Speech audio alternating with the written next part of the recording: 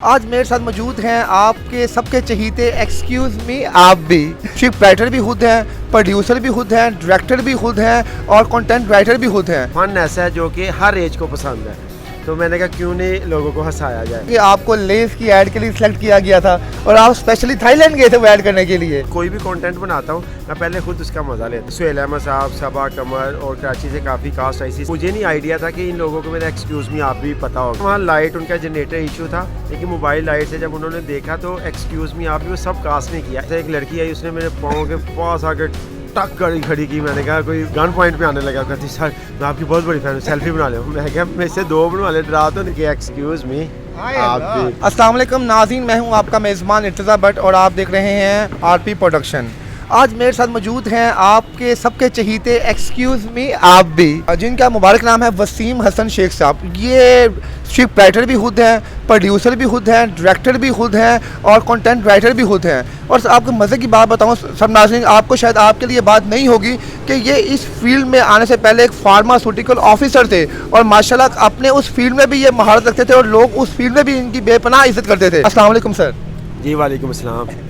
जी हसन भाई कैसे हैं आप? माशाल्लाह ठीक ठाक। अल्हम्दुलिल्लाह। सर आपकी स्माइल हमेशा हर जगह पे ऐसी ही लगती है कि ऐसा लगता है कि आप ना ये स्माइल लेके दुनिया में पैदा हुए हैं। ये क्या ये आपका गॉड गिफ्टेड है या आपने इस फील्ड में आने के बाद ये स्माइल का स्लोगन बनाया है? ये बिल्कुल गॉड गिवन है। और दूसरा मैंने पहले भी बता चुका हूँ क्योंकि इखलाकी लिहाज से मेरी जो इंस्पिरेशन है वो नबी पाक सल्लल्लाहु अलैहि वसल्लम की ज़ात है कि मैं उनसे मेरी ये इंस्पिरेशन है कि इखलाक के हवाले से। तो इसलिए नॉन हो या अननोन हो सबके लिए मेरी स्माइल सेम रहती है। हसन भाई थोड़ा सा अपनी लाइफ के बारे में बताएं कि किस तरह आप अपने आप को, लोग तो जो हीरोज़ होते हैं वो कोई ऐसा किरदार पकड़ते हैं रोमांटिक किस्म का कि लोग उनको कॉपी करें, और आपकी मैंने माशाल्लाह एड्स देखी हैं, आपने अपने आप को फ़नी क्रिएशन किया होता है। तो ये आप खुद से अपने आप पे ये आइडियाज़ लेके आते हैं, लोगों की फरमाइश थी कि आप इस तरह काम कुछ करें?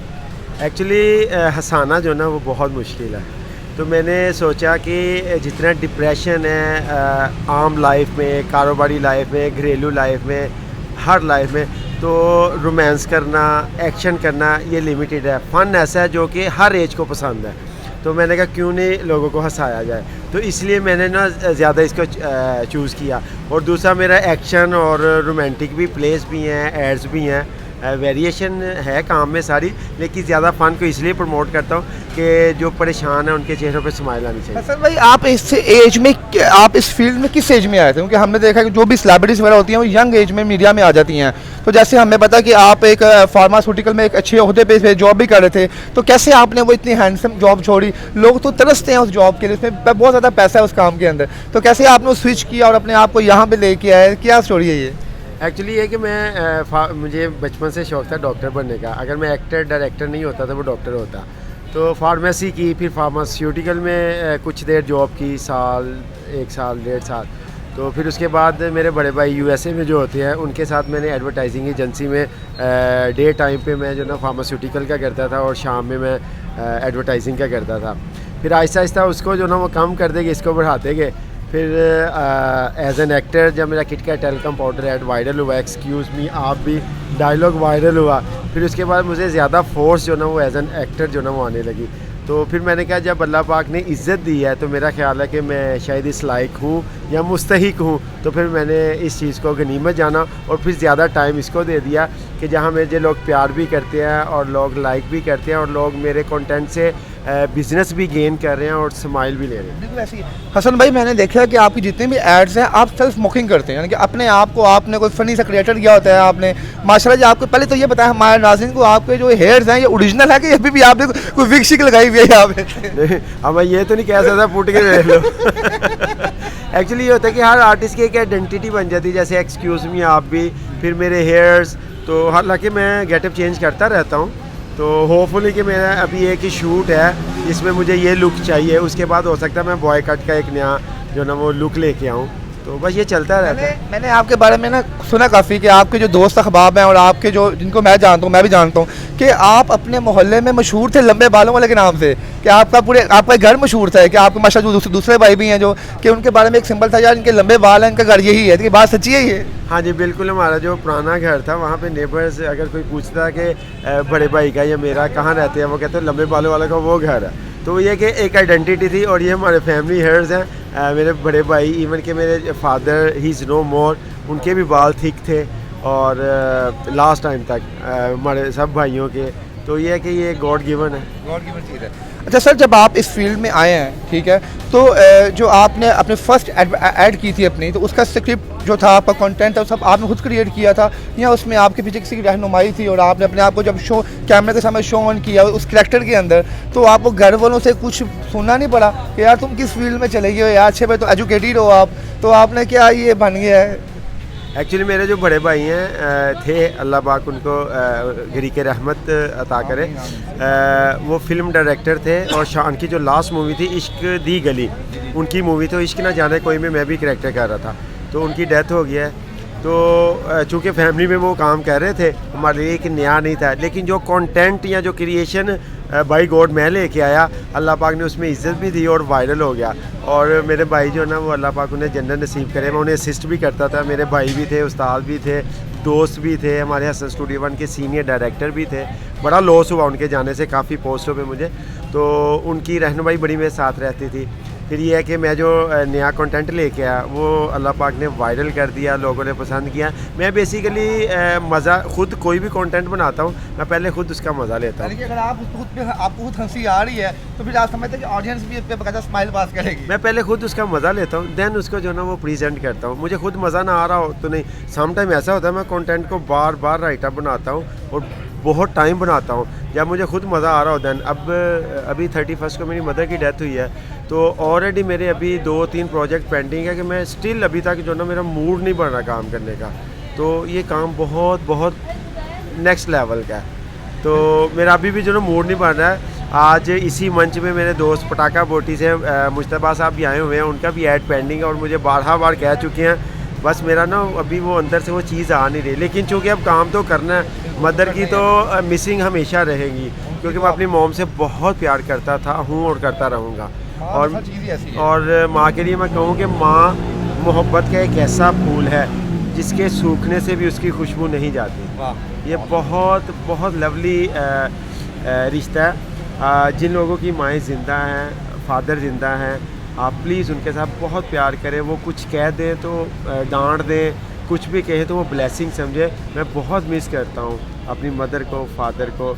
और मुझे आज मैं अपना सीक्रेट बताऊँ कि मुझे कभी उन्होंने सेकंड टाइम कहा ना कि ये खा लो, पी लो या ये कर लो, तो मेरा नहीं भी मूड तो मैं कर देता था कि उन्होंने कहा है। मैं उनसे बहुत प्यार करता था और मैं बहुत उन्हें मिस करता हूँ, बहुत मिस करता हूँ। दुआएं हैं कि माशाल्लाह के लोग आपको पहचानते हैं कि आपकी एक सिंबल हो गई है। देखें, हालांकि माशाल्लाह आप जो एड्स करते हैं और दूसरी एड जो होती हैं एक टीवी एड्स, और आपकी एड्स को एक यकीनन कोई बंदा मेंटली डिप्रेस है ना, तो जब कोई आपकी एड, मैं बताते खुद आज तो मैं आपसे मिला हूँ, मेरा इत्तेफाक है कि मेरी माशाल्लाह आपसे मुलाकात हो गई है। मैं जब कभी भी थोड़ा मैं मेंटली स्ट्रेस होता था ना, मैं यूट्यूब पे आपकी ऐड ओपन कर लेता था। तो आप जिस कैरेक्टर से, जिस प्यार से आप बोलते थे और जो आपके को लीग साथ होते थे, को स्टाफ होता था, उनके साथ आप डील करो, बहुत खूबसूरत एक मोमेंटम बन जाता था। अच्छा हसन भाई, अभी तक माशाल्लाह आपने कितनी एड्स कर ली हुई हैं? ऑलमोस्ट कोई 60-70 होगी, मैंने काउंट नहीं की, एक रफ सा आइडिया। तो सर, अगर किसी का कोई बिजनेस है, एक बात है, किसी की बिरयानी की शॉप है या किसी की मोबाइलों की शॉप है, वो जस्ट आपको बताता है कि आपने हमारे पे ऐड बनानी, तो बाकी हर चीज़ खुद ही करते हैं आप, या आप उनसे कुछ पूछते हैं कि आपका क्या कंटेंट है, क्या चीज़ है, क्या नहीं है, क्या ऑफर्स हैं? अगर कोई कंटेंट देना चाहे तो मुझे तो कोई इतराज़ नहीं, लेकिन मोस्टली यही होता है कि सर कंटेंट आपका होगा, हम उनसे उनकी जो प्रेफरेंसेस हैं वो ले लेते हैं, बाकी कंटेंट राइटर मैं खुद ही करता हूँ। मैंने फिर आपकी ना एक चीज़ एड्स में और भी देखा है कि जो आपकी को स्टार्स होती हैं, जो फीमेल्स हैं, वो ऐसे लगता है कि जैसे ना कोई किसी घर से आई हुई है, नॉर्मली जैसे वो कम्युनिकेशन करती हैं। मैं उन पर क्रिटिसाइज़ नहीं कर रहा सर, मतलब उनमें नेचुरल लगता है कि जैसे वाकई लगता है कि चाचे की बेटी बैठी हुई है, फूफी की बेटी बैठी हुई है, वो जिस तरह वो आपसे टॉक करती है। एक्चुअली ये है कि प्रोफेशनल आर्टिस्ट तो बेशुमार मिल जाते, बेशुमार काम कर रहे हैं। मैंने ज़्यादा जो ना कोशिश करता हूँ जो कि न्यू कमर्स है, जिनको शौक़ है, जिनको कहीं चांस नहीं मिल रहा, उनको लेके आऊँ अपने सामने ना। देखो, हर काम का जो ना वो समझ लें कि जब अल्लाह पाक ने आपको कोई वर्थ दिया है तो आप अपने हिसाब से उसको लेके चल रहे होते हैं। तो मैं ये समझता हूँ अल्लाह पाक ने मुझे इज़्ज़त दी है, मैं उन लोगों को भी पर्दा स्क्रीन पर लेके आऊँ जिन लोगों को कोई मौका नहीं देता या जिन लोगों को मौका नहीं मिलता। मेरी ज़्यादा कोशिश, अदरवाइज प्रोफेशनल आर्टिस्ट करना हो वो तो हम कर सकते हैं, वो ऑलरेडी काम कर भी रहे हैं। यानी कि आप हर न्यू टैलेंट को प्रमोट करते हैं। मेरी कोशिश होती है कि चलो शायद मेरे टैलेंट को प्रमोट करने से या सामने लाने से शायद इसकी लाइफ बन जाए, और बहुत से लोगों की बनी भी है। अच्छा, तो हसन भाई आपकी वो स्टोरी क्या है कि आपको लेस की ऐड के लिए सिलेक्ट किया गया था और आप स्पेशली थाईलैंड गए थे वो ऐड करने के लिए, वो क्या आपकी क्या कहानी है आपकी वो? सर कहानी कुछ नहीं, आर्टिस्ट है, इसके लिए कोई टास्क नहीं होता है। अभी मेरी मूवी भी लगी हुई इशरत मेड इन चाइना, जो मैं वो थाईलैंड चाइना में शूट हुआ है। तो उसके अलावा लेस का हमने ऐड किया, मैंने अमेरिकन प्रोडक्ट का किया। अभी मैं न्यू जर्सी में एक रेस्टोरेंट है कराची कैफ़े, उसका हम जिंगल बना रहे हैं। तो उसमें यह कि हमारे जो टास्क है वो आर्टिस्ट का कोई भी नहीं, उसको कभी भी कहीं पे भी काम करना पड़ सकता है, तो हमारा काम है। तो जैसे एक आम ऑडियंस आपकी फैन, एक्सक्यूज मी, आपने फवाद खान के साथ काम किया, माहिरा खान के साथ किया, क्या वो भी आपको ऐसे कहते थे एक्सक्यूज मी आप आ गए हैं?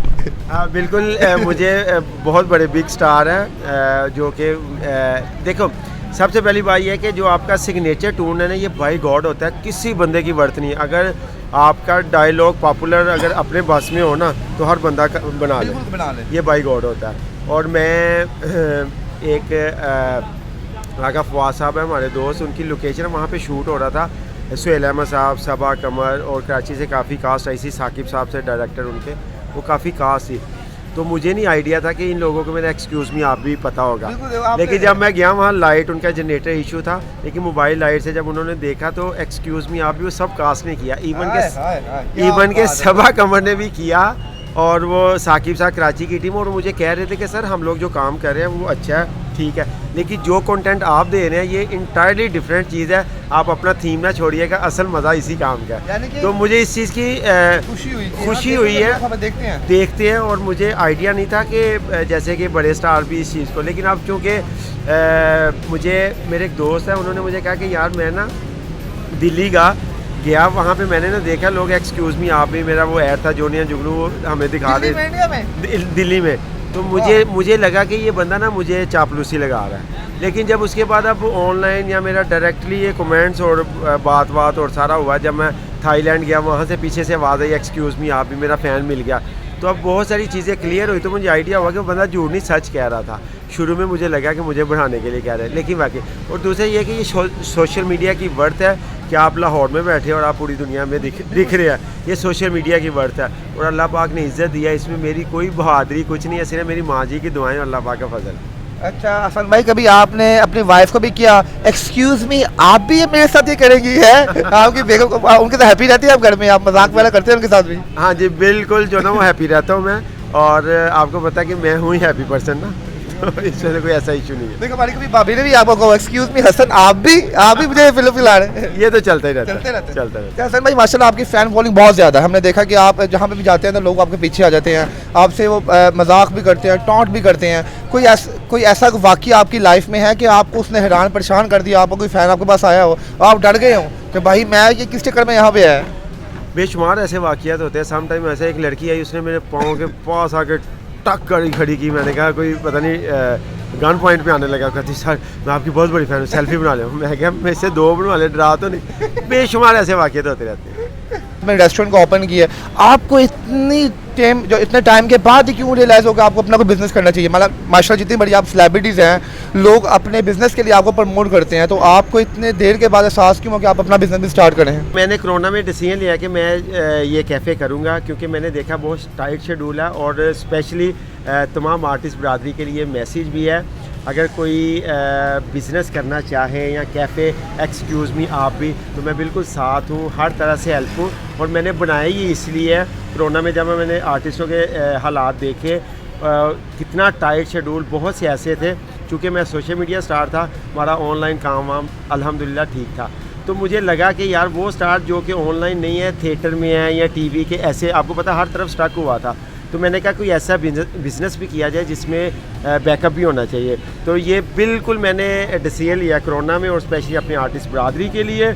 अगर इस पॉइंट ऑफ व्यू से किसी भाई को, किसी मेरे आर्टिस्ट फ्रेंड को, किसी दोस्त को कोई हेल्प चाहिए हो किसी तरह की, I am with you always.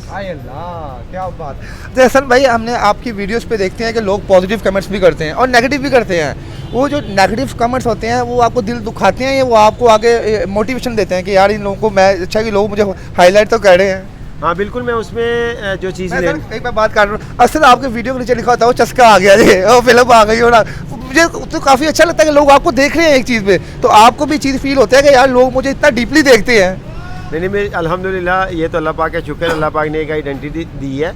और दूसरा ये कि लोगों का काम है कहना, वो कोई मसला नहीं, जो चीज़ पॉजिटिव मुझे अपने लिए लगती है मैं ले लेता हूँ, जो फॉरवर्ड मैसेज है प्रमोशन जो ऐसे ही वो फजूल सी, उसको मैंने इग्नोर कर देता, क्योंकि देखो अगर मुझे कोई कुछ कह रहा है ठीक है, मैं नहीं कह सकता क्योंकि मेरे फैंस मेरी फैमिली है, मैं नहीं चाहता मेरी वजह से कोई हर्ट हो। सर आपके अपकमिंग प्रोजेक्ट्स कौन से हैं? सर अपकमिंग प्रोजेक्ट है, अभी हम मीठा मीठा माह रमज़ान करेंगे प्रोग्राम, जो लास्ट टाइम भी हमने किया था, उसके बाद ईद प्ले भी करेंगे, फिर पटाखा बोटी का ऐड भी है, एक ऑस्ट्रेलिया का एक सॉन्ग भी है, एक कराची का सॉन्ग है, तो उसके बाद एक्सक्यूज़ मी आप भी कैफ़े का ऐड है, जो कि एक्सक्यूज़ मी आप भी कैफ़े का ऐड इंटायरली डिफरेंट है, हिंद सिंध में आज तक ऐसा आइडिया नहीं बना, होपफुली कि आप लोगों को पसंद सर जी, आएगा। अब आखिरी चीज़, माशाल्लाह इस फील्ड में आप आए हैं, आपने नाम भी कमाया, शोहरत भी कमाई, आप ये बताएं मार्क दाम भी कमाया कि नहीं कमाया, तो सूखा ही काम कर रहे हैं इसमें? नहीं अल्हम्दुलिल्लाह, अल्लाह पाक का शुक्र है कि मैंने अगर फार्मास्यूटिकल फार्म में सब में रहूँ, अगर मैं पैसों का शशका देखा शोबिज़ में देखा। शोबिज़ भी देखा, नशा इसी है। सर जी फार्मास्यूटिकल में भी आप पप्पू बच्चे टाइप थे, है वहाँ पे भी लड़कियाँ आपकी फ़ैन होती होंगी? हाँ बिल्कुल, मैं वहाँ पे भी हीरो ही था ऐसे ही, लेकिन उसका चूँकि हल्का महदूद था, ये अनलिमिटेड वर्जन है सोशल मीडिया, तो बस अल्हम्दुलिल्लाह अल्लाह पाक का शुक्र है। नाज़रीन ये थे हमारे बड़े प्यारे एक्सक्यूज़ मी हसन साहब, प्लीज़ आप वसीम हसन साहब प्लीज़ आप इनको देखा करें, और यकीन माने मुझे इतना पता है कि आप कभी भी मेंटली डिप्रेस होंगे तो आप इनकी शक्ल देख लेंगे बस, तो आपकी वो सारी थकावट खत्म हो जाएगी, क्योंकि अल्लाह पाक ने उनके चेहरे पे वो मुस्कुराहट रखी हुई है। हसन भाई बहुत शुक्रिया आपका। थैंक यू वेरी मच जी। एक्सक्यूज़ मी आप भी, और व्हाट्सएप को भी आप ऐसे पसंद करें जैसे कि एक्सक्यूज़ मी आप भी। Thank you sir, thank you बहुत, थैंक यू।